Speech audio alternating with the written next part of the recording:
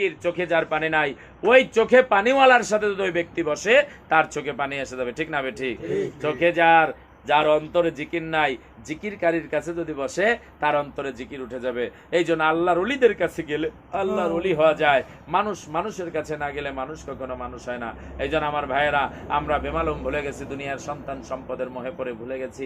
এই জন্য আমরা সেই ভুলে যাওয়া কথাগুলো নবী রাসূলরা বলতেন। নবী রাসূলদের দিন যখন নবুয়াত শেষ হয়ে গেছে, বেলায়েতের জামানায় আল্লাহর ওলিরা নবুয়াতের সেই আমার ভাইয়ের নায়েবে নবীর কাজগুলো তারা করে যাচ্ছেন। তারই ধারাবাহিকতায় মানুষদেরকে ডাকতেছেন, কালিমার দাওয়াত দিচ্ছেন, জিকিরের দাওয়াত, নামাজের দাওয়াত, কোরআন তেলাওয়াতের দাওয়াত, সুন্নাহ ভিত্তিক দাওয়াত, বায়াতের দাওয়াত দিচ্ছেন। তারই ধারাবাহিকতা আমার মুর্শিদ, বর্তমান জামানার আল্লাহর কুতুব আল্লাহ হযরত মাওলানা মুফতি ডক্টর মোহাম্মদ মঞ্জুরুল ইসলাম সিদ্দিকী দামাত বরকতুম আলিয়া, উনি এই দাওয়াতের মিশন চালু করেছেন।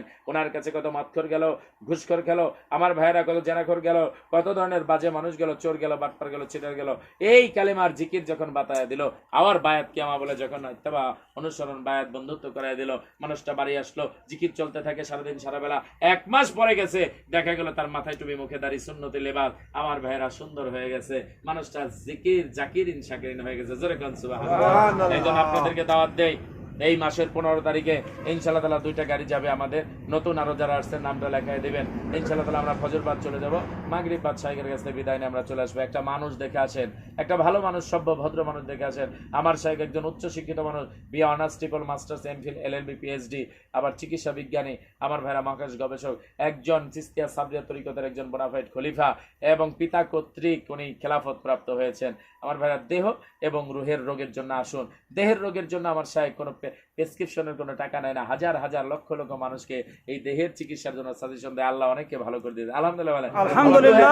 নামাজ ভালো লাগে না, জিকির ভালো লাগে না, কালিমার জিকির ভালো লাগে না, কোরআন তেলাওয়াত ভালো লাগে না, পর্দা ভালো লাগে না, বিভিন্ন বিষয় যখন ভালো লাগে না, এটা আপনার রুহের রোগ। ফি কুলুবিহিম মারাদুন ফাজাদাহুমুল্লাহু মারাদা আলাহুম আযাবুন আলীম।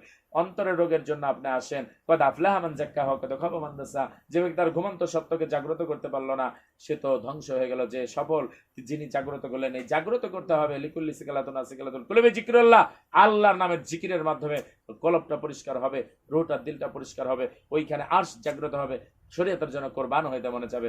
এই জন্য আমার শাইখের নামের উপরে আপনাদেরকে ইনশাআল্লাহ দাওয়াত দিচ্ছি, গুনাহের জন্য তওবা হবে।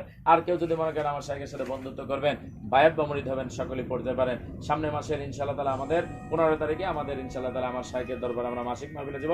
আল্লাহ যেন কবুল করেন। আর বিশ্ব ইজতেমা, পুরাতন ভাইরা যারা আছেন, মনে আছে তো বিশ্ব ইজতেমা ডিসেম্বরের 23, 24, 25 তারিখে, 20, 26 তারিখে আমরা এখন থেকে দাওয়াতের কাজ বেশি বেশি করব। সেদিন বেশি দূরে নয়, আমার শাইখ বলছেন 5 কোটি লোক বিশ্ব